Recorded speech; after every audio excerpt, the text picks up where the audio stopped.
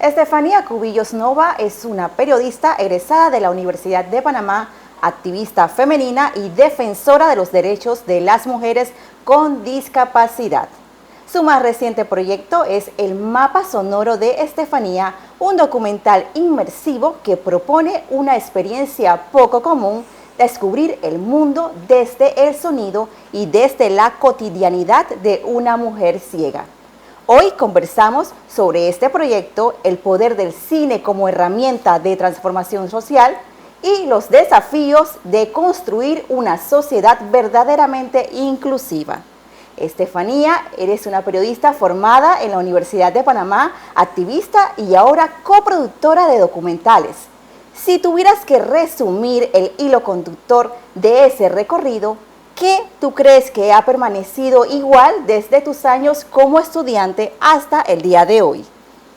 Hola, muchas gracias por la invitación. Estoy muy contenta de estar en este espacio y creo que el hilo conductor siempre va a resonar desde la necesidad de aprender, de conocer más, de investigar, y justo esta producción me dio la posibilidad, porque si bien había tomado algunos cursos de guión en el Ministerio de Cultura sobre cine, y si bien había intentado incluso desde la universidad hacer un corto con unos amigos y llevarlo a un concurso, creo que este espacio y esta pieza ha sido mucho más profesional, mucho más cuidada, entender cómo funcionan los rodajes también, hasta los presupuestos y el hecho de buscar fondos.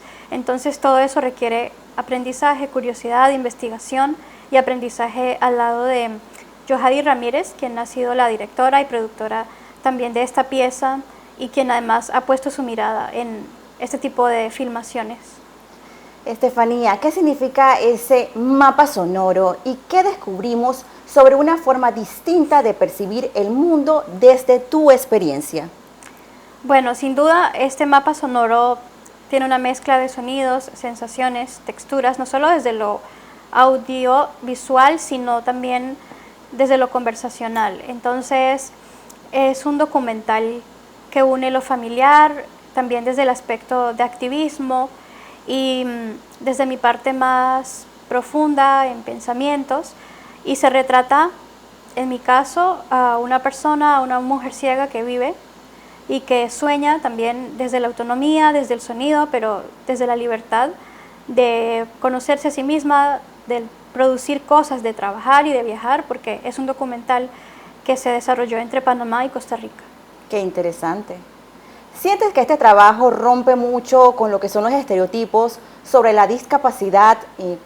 ¿Qué ideas preconcebidas más que todo esperas que el público debata después de ver este documental? Sí, claro, rompe con todos los estereotipos porque siempre se ha mostrado a quienes tienen discapacidad visual como personas que sufren, que se lamentan, que tienen mucho dolor, o desde la sociedad nos ven como, ay, pobrecita, bueno, si ella puede, yo puedo. Y, ay, qué increíble es por hacer todo lo que hace. Pero muchas veces ese tipo de comentarios van asociados sin querer y sin pensarlo desde la lástima, porque lo ven como algo grandioso, increíble. Y eso muchas veces hace que incluso nos graduemos, salgamos de la universidad, de la academia, y luego ya, después del aplauso, después de salir en una portada de periódico, no encontremos trabajo. Y este documental muestra que sí es posible mostrar la cara de quien tiene discapacidad desde un aspecto normal, cotidiano, con altas y bajas, y que después de salir del periódico, de una portada o de un aplauso de graduación, también se puede hacer producciones accesibles, también se puede viajar, y claro, esto también forma parte de quien tiene el apoyo familiar, económico, incluso algún privilegio de contactos, de cercanía, pero también este es un llamado para decir que se necesitan más personas mostrándose en la pantalla. Así es. Protagonizas este documental, pero también participaste en sus decisiones creativas. ¿Qué tan importante fue tener el control sobre cómo contar tu propia historia? Yo creo que más que control fue cuidado en la narrativa junto a Yohadi, porque ella fue muy cuidadosa y me hizo muchas preguntas sobre lo que yo quería contar, lo que no quería contar y lo que no quería mostrar también, porque me he encontrado con otras producciones que quieren retratar de mí desde el momento en el que me levanto y lo más dramático. Entonces, esa no es la idea. La idea es mostrar la realidad, pero tampoco llegar a ser invasivo. Entonces, hablar sobre lo que yo quiero hablar también radica en escucharla. Y tuvimos debates muy interesantes a la hora de audiodescribir este documental, es decir, hablar sobre las escenas visuales para el público ciego en este documental. Y ella me decía, ¿y por qué queremos describir esto? ¿Y cómo para qué? Y yo le decía, bueno, se necesita esto por esto.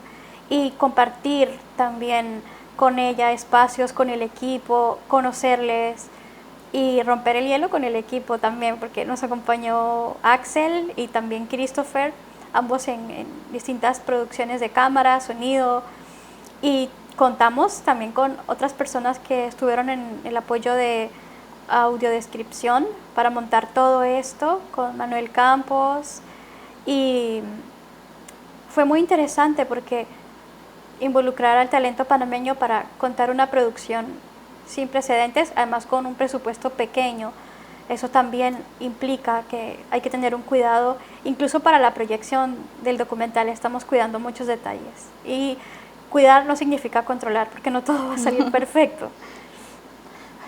Es momento de irnos a una breve pausa. Enseguida continuamos con esta interesante entrevista.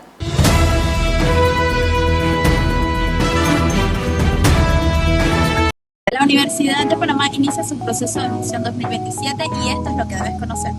El proceso es completamente virtual, facilitando tu inscripción desde cualquier lugar. Para registrarte solo vas a necesitar créditos de 10º y 11º grado, foto de tu cédula o cédula juvenil, una foto tamaño carné y un correo electrónico activo. El costo de este proceso es de 30 balboas.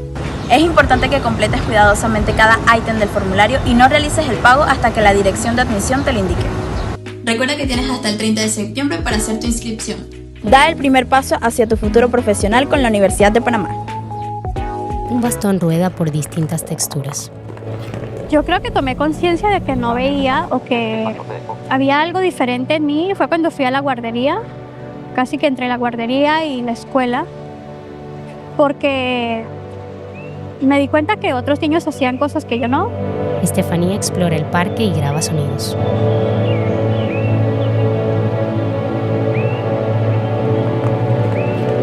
Sus manos tocan hojas de árboles. Pensaba que iba a ser un obstáculo, justo por estas predisposiciones sociales donde los cuerpos de las mujeres son tan juzgados. Frente al mar, con unos audífonos puestos, graba sonido. Estefanía y el mapa sonoro. Una producción de Irreverente Films.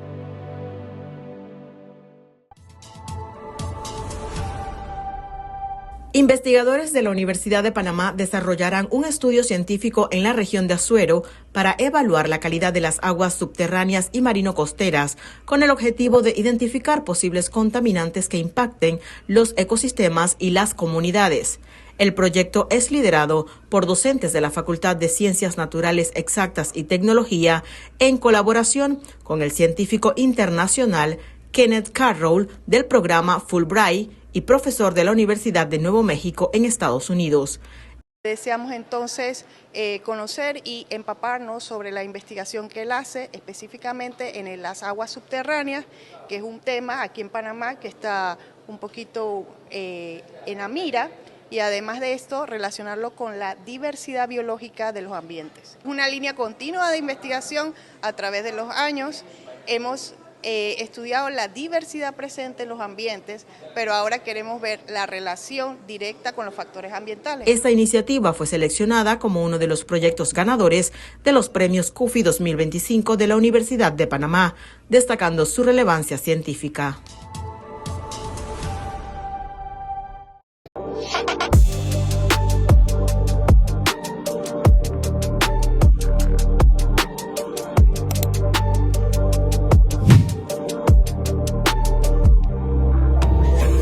Mi nombre es Yelkaira Vázquez, investigadora del Centro de Investigaciones Farmacognósticas de la Flora Panameña. Mi nombre es Pablo Solís, soy el director del Centro de Investigaciones Farmacognósticas de la Flora Panameña.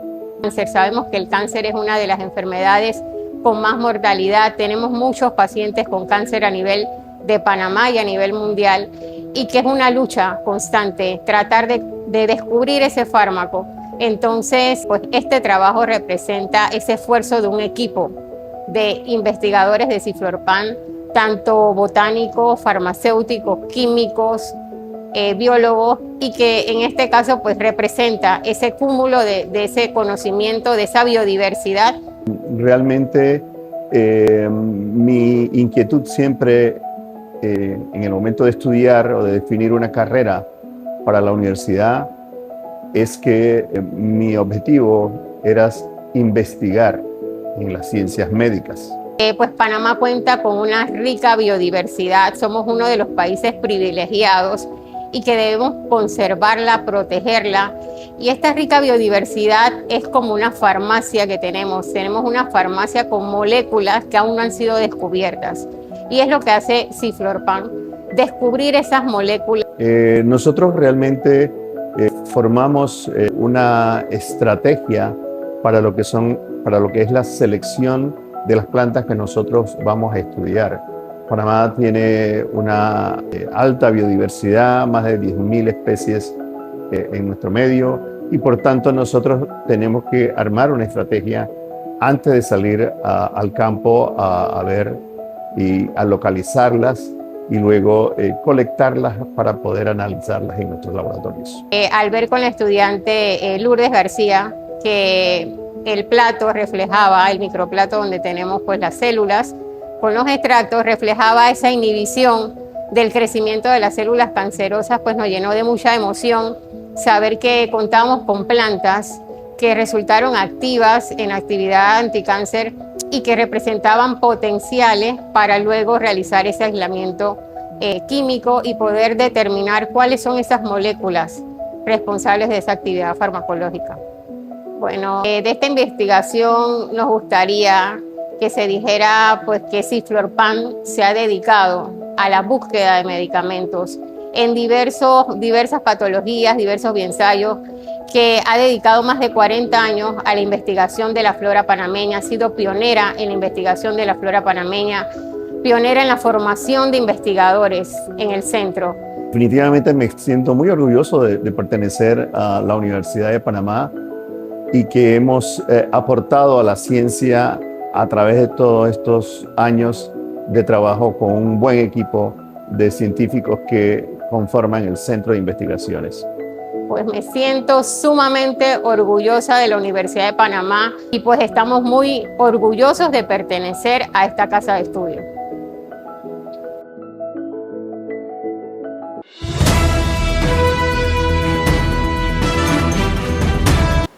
Continuamos con la entrevista a Estefanía Cubillos, quien ha trabajado en un documental en donde se logra innovar con la autodescripción y la incorporación de la lengua de señas panameña. Por ello, nos gustaría saber por qué sientes que era fundamental que este trabajo fuera accesible desde su concepto y no como un elemento agregado para el final. Bueno, esto tiene que ser accesible desde el principio porque yo también requiero accesibilidad para una producción. Entonces, de nada hubiese servido tener un producto exportable y comercial netamente si no puedo invitar al público que tengo a mi alcance, amistades, personas cercanas, a que lo disfruten conmigo.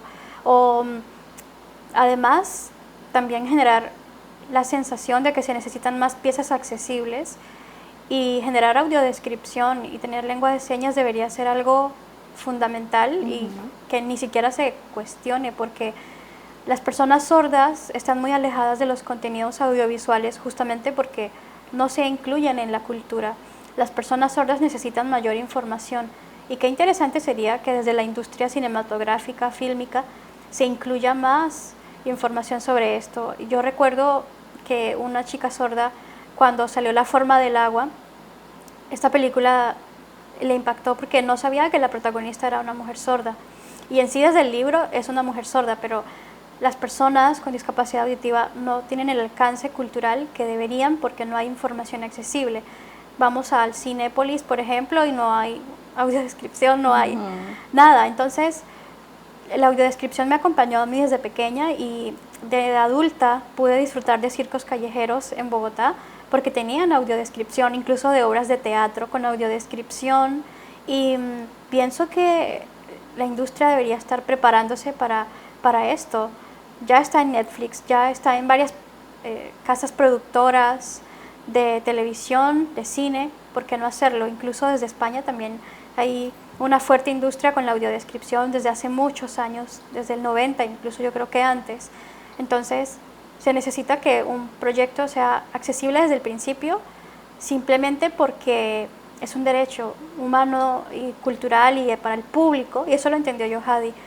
Y falta mucha concientización también en la industria cinematográfica, porque retratar a personas con discapacidad o su historia no solamente se trata de contar lo duro o lo triste que es o lo insuperable que es esa persona, sino pensar en los recursos y pensar también cuánto cuesta producir algo así y que haya más recursos. Así es. Además de periodista, eres defensora de los derechos de las mujeres con discapacidad. ¿Puede una película convertirse en una herramienta de incidencia social? Claro, claro que puede ser posible que una película sea una herramienta de incidencia social, pero también los espacios donde se proyecte y también lo que se comparta. Justamente para el 23 de julio en la Alianza Francesa, a las 6:30 tendremos un conversatorio con una invitada internacional, una historiadora, y esto también va a funcionar para que desde los espacios culturales se empiece a hablar de esta película, pero también hablar sobre que necesitamos más películas como esta. Yo tengo la fortuna de tener alcance mediático, de conocer colegas que pueden apoyarme con su trabajo para hablar sobre esto, pero ¿qué pasa con todas las historias que nos están contando, que nos están mostrando? Queremos contar más historias, incluso con Yohadi. Ya tenemos una sinopsis preparada para un siguiente documental, pero no tenemos los recursos. ¿Y qué pasa cuando no hay recursos? Pues las cosas quedan paradas. Y la idea no es que queden paradas, es que avancen y que se pueda contar con el mayor apoyo posible. Y la incidencia también necesita presupuesto. Así es. Uno de tus sueños es contar las historias de otras mujeres con discapacidad. ¿Qué relatos siguen siendo invisibles en Panamá y por qué es urgente llevarlos al cine? Sí, de otras mujeres y de otras personas diversas también. Es importante contar cómo la gente está haciendo deporte, cómo incluso atletas en Panamá están esforzándose y dando todo en la cancha para representar al país, incluso a veces sin un sueldo específico, pero hay mucho por contar, desde la cultura, de gente que hace artesanías, que también toca acordeón y no sé, tantas cosas que se pueden contar incluso desde la ficción, contar historias, crear producciones, hablar de amor, de identidad, de todo lo que atraviesa la cultura, porque la cultura es todo lo que formamos en el camino y de lo que formamos parte. Y hay una película, una serie que se llama Ojitos de Huevo y es una serie que muestra la vida de un comediante mexicano y él consiguió todo ese presupuesto y contó su historia en Netflix, y porque desde Panamá y desde Centroamérica no se pueden contar historias similares, ¿no? Que relatan la cotidianidad, lo divertido, también ficción, y es conocida en Netflix, premiada también. Y por qué no podemos pensar también desde nuestro cine y desde nuestra realidad, contar historias que no solo tengan que ver con lo autobiográfico, que importa mucho, pero también hablar desde lo humorístico, desde lo diferente. Correcto. Nos vamos a una segunda pausa, pronto estaremos de regreso.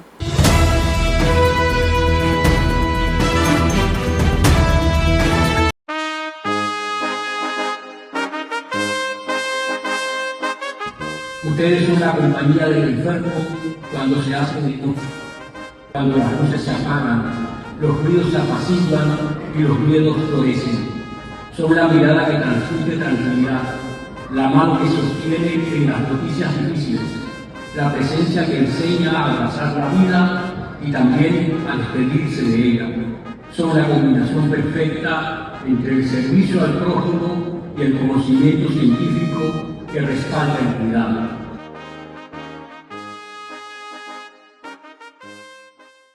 El Grupo Experimental de Cine Universitario se hizo partícipe en la fiesta electoral del pasado miércoles 1 de julio de 2026, en la cual los estamentos universitarios eligieron al rector que va a dirigir la Universidad de Panamá en el quinquenio 2026-2031.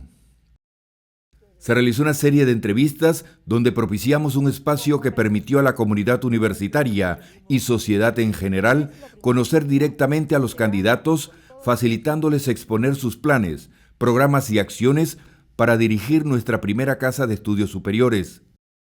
Una vez culminó el proceso de votación, el equipo del GECU se estableció en la Junta Central de Escrutinio para transmitir en vivo los resultados.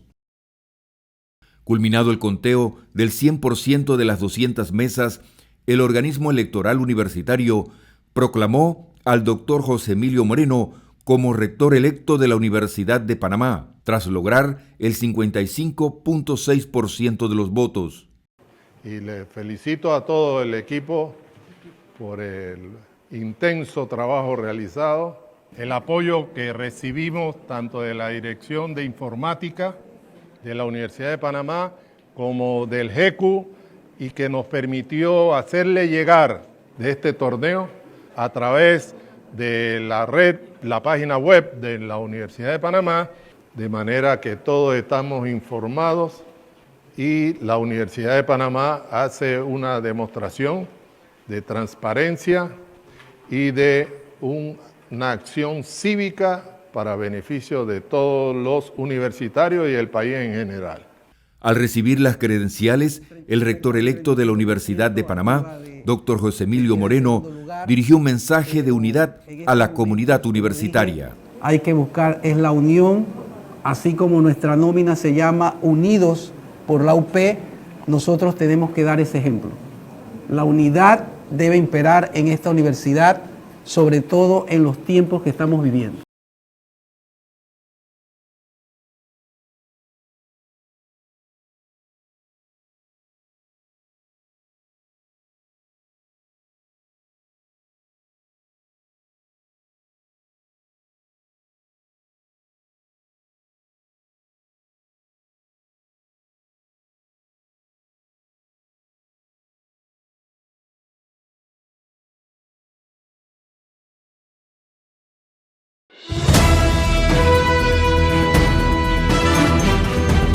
Estefanía, esta entrevista la verán estudiantes universitarios. ¿Qué mensaje les darías a quienes quieren ejercer la comunicación, el cine o el periodismo con una mirada más inclusiva y comprometida con la transformación social?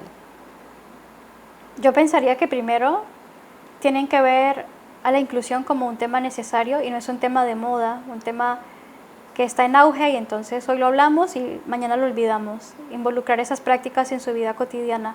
Yo me he dado cuenta que en muchos hogares o en muchas instituciones donde hay jóvenes tienen familias o familiares con discapacidad y no lo cuentan, ni siquiera se lo cuentan entre ellos.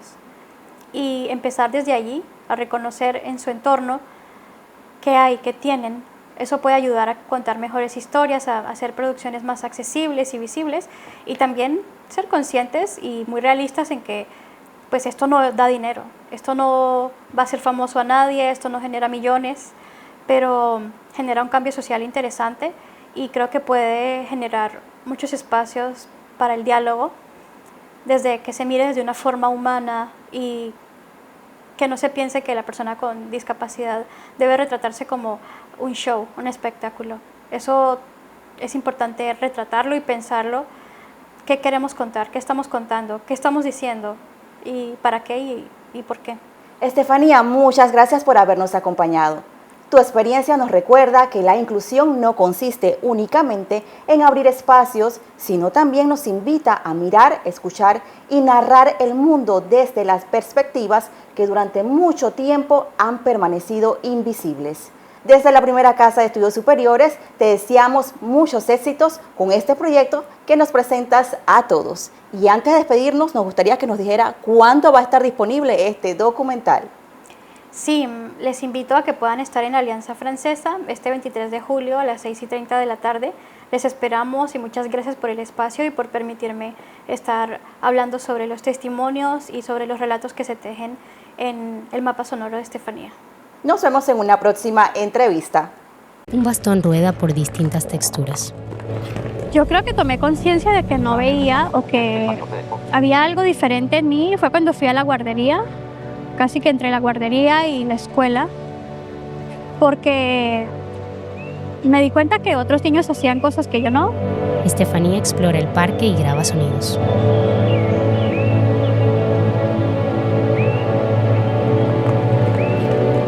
sus manos tocan hojas de árboles. Pensaba que iba a ser un obstáculo, justo por estas predisposiciones sociales donde los cuerpos de las mujeres son tan juzgados. Frente al mar, con unos audífonos puestos, graba sonido.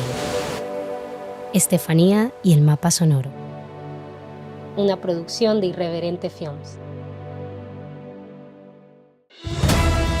Así llegamos al final de esta edición. Gracias por acompañarnos y ser parte de esta comunidad universitaria. Los esperamos en una próxima entrega con más información y actualidad.